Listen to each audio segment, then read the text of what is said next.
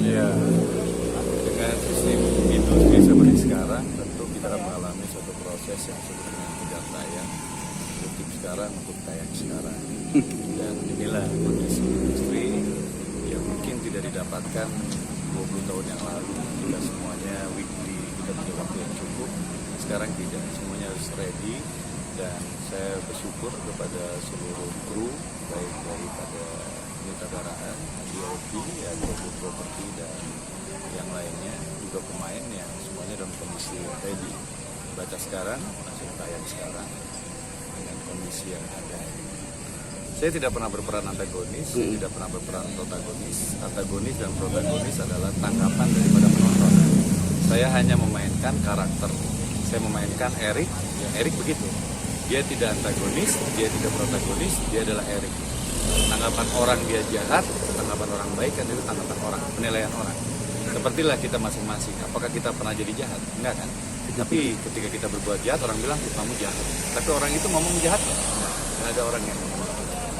Jadi dalam teori konsep saya berakting, saya tidak pernah mengenal antagonis, saya tidak pernah mengenal protagonis. Antagonis dan protagonis adalah tanggapan dari penonton. Tapi menikmati ya Mas, menikmati peran ya? Sampai hari ini saya sangat menikmati semua peran yang dimainkan. Karena bagi saya itulah kehidupan saya. Setiap hari berganti peran, berganti pendekatan, berganti pemahaman, pencaharian terjadi, observasi terjadi. Itu yang membuat saya merasa hidup. Justru kalau nggak berkarya malah nggak sedap. Mas pernah ditawari nggak sih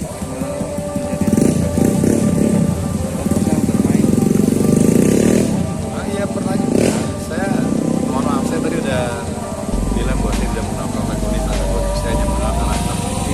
Karakter itu bermacam-macam. Ada yang baik, ada yang ustad, ada yang jahat, kasih orang. Tapi bagi saya dia memainkan karakter. Karena kalau kita aktor memerankan belum apa-apa udah tahu bos antagonis, maka belum apa-apa. Dia terpola seperti itu. Tapi kalau dia memainkan karakter itu ya dia memainkan dirinya. Karakter itu nggak ada harus begitu kan. Nah, saya sekarang melihat banyak kecenderungan orang merasa dirinya udah antagonis jadi belum apa-apa lagi. Dia udah meng-create itu jahat gitu. Padahal jahat tidaknya gerakan itu berdasarkan dasar daripada motivasi daripada karakter itu. Jadi karakter itu yang menggerakkan dia, bukan dia yang menciptakan. Menurut saya macam begitu. Kayak gini lah, kita jadi baik, maka dikit-dikit gimana? Ya seolah-olah baik gitu loh, padahal kan dia bukan itu. Dia karakter utuh manusia yang baik buruknya dari orang lain. Sekarang saya mau nanya, setiap pemirsa yang nonton, ketika dia ngomongin orang lain, maka dia lagi berperan menjadi antagonis. Tapi orang yang ngomongin rasa jahat, ya, dia bermain yang ngomongin orang itu si Anu tuh yang mana? Kelakuan dia. Itu kan dia sebenarnya lagi berperan antagonis. Tapi ketika kita tanya sama dia, kamu jahat banget ya. Siapa yang jahat? Saya kan ngomong apa adanya. Semua gitu. Maka saya tidak mengenal antagonis protagonis, saya hanya mengenal karakter, penilaian antagonis dan protagonis adalah penilaian pada. Jadi begini, memerankan seorang ayah sebagai seorang aktor itu diperlukan memori emosi. Seorang Adipura memerankan tokoh ayah ketika dia telah memiliki anak, maka dia tidak susah untuk masuk ke dalam peran Erik. Tetapi orang yang belum punya keluarga kemudian memerankan anak yang sudah punya anak, pasti dia mengalami suatu proses distorsi. Apa itu? Dia tidak mengenal memori emosi ketika menghadapi anaknya. Anaknya yang sakit, anaknya yang lagi senang, anaknya yang lagi sedih, anaknya yang sudah jatuh cinta, anaknya yang memiliki masalah. Dia tidak memiliki memori emosi. Maka dia menghayalkan, membayangkan. Itu yang di teori dalam teori seni peran ada teori if seandainya, kalau, jika, saya, jika. Tapi kalau orang yang memiliki memori emosi, dia akan lebih mudah untuk mengambil gue jadi ayah. Ayah adalah hal yang saya lakukan berpuluh-puluh tahun saya menjadi ayah. Maka otomatis masuk ke dalam karakter itu buat saya jauh lebih mudah. Akan susah ketika saya memerankan tokoh misalnya pengemis yang tidak punya uang yang, itu saya memerlukan banyak observasi. Kenapa? Karena memori emosi itu saya tidak miliki. Yang ada adalah memori observasi emotion. Jadi emosi yang didapat dengan cara mengamati orang lain akan berbeda rasanya. Kayak gini deh, lapar dengan orang yang merasakan pura-pura lapar pasti beda. Kalau lapar kan Dia ngerasain sendiri lapar gimana, pernah nggak kita lapar-lapar? Akan berbeda. Tapi kalau orang yang belum pernah lapar, maka dia akan semuanya menjadi serba berlebih gitu. Karena dia tidak pernah merasakan emosi lapar itu, atau emosi senang. Dan itu biasanya ada unsur itu. Bukan berarti yang tidak memiliki anak tidak bisa memerankan, tetapi dia memiliki PR yang lebih banyak untuk melakukan observasi supaya mendapatkan memori emosi menjadi seorang anak. Nah, soal karakter ini artinya ada tantangannya yang pengen banget dilakukan apa? Nah, jadi begini, setiap karakter pasti memiliki sebuah tantangan. Kenapa? Karena tokoh itu kan memiliki latar belakang yang berbeda. Tokoh Erik yang saya mainkan di sini, tokoh Hariman yang saya mainkan di judul yang lain, itu kan sama-sama orang kaya. Tapi kaya yang di sana dengan kaya di sini beda. Ini kaya, tapi backgroundnya apa? Dasarnya apa? Apa dia memang kaya dari dulu? Memang dari lahir udah melihat berlian? Dengan ada orang yang lain bukan melihat berlian, tapi dia berusaha untuk menciptakan berlian. Maka latar belakang ini selalu memberikan tantangan.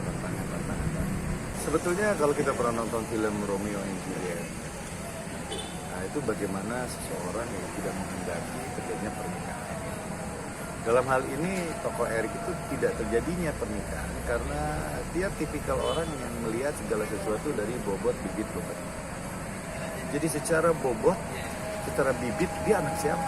Oh, anak tukang sayur. Bobotnya apa? Pendidikannya apa? Dia nggak punya pendidikan yang baik. Bobot, bibit, bebetnya nggak cukup gitu. Dia berpikir bahwa ini orang yang keluarga miskin, kemudian kawin dengan orang kaya, dengan keluarga saya yang kaya, cuman pengen hidup numpang aja gitu. Dia nggak harus kerja keras tapi bisa mendapatkan fasilitas yang mewah dan diberikan oleh keluarganya Erik. Nah, dia merasa itu. Satu. Kedua, dia punya latar belakang story yang tersendiri dengan Rahman. Rahman itu ayah daripada Cahaya. Dulu dia punya story yang jelek tentang Rahman. Ketika si Erik mengendarai mobil, tiba-tiba istrinya Rahman nyebrang, kemudian ketabrak dan meninggal. Buat Erik, dia punya rasa beban masa lalu.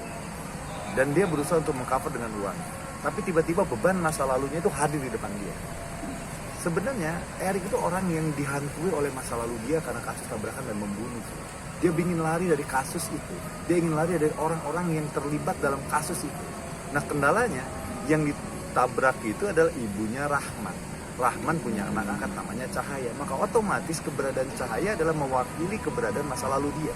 Maka traumatik dia lagi bukan hanya masalah si Cahaya miskin, tetapi juga masalah yang lain, yaitu masa lalu dia yang bisa dia cover dari semua orang bahwa dia sebenarnya merasa bersalah.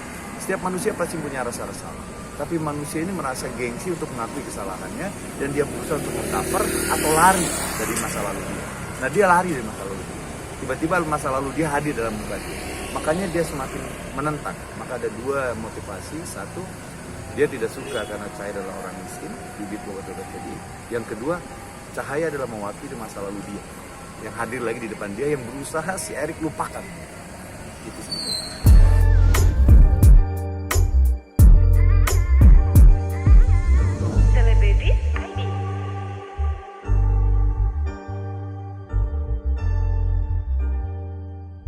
Celebrities ID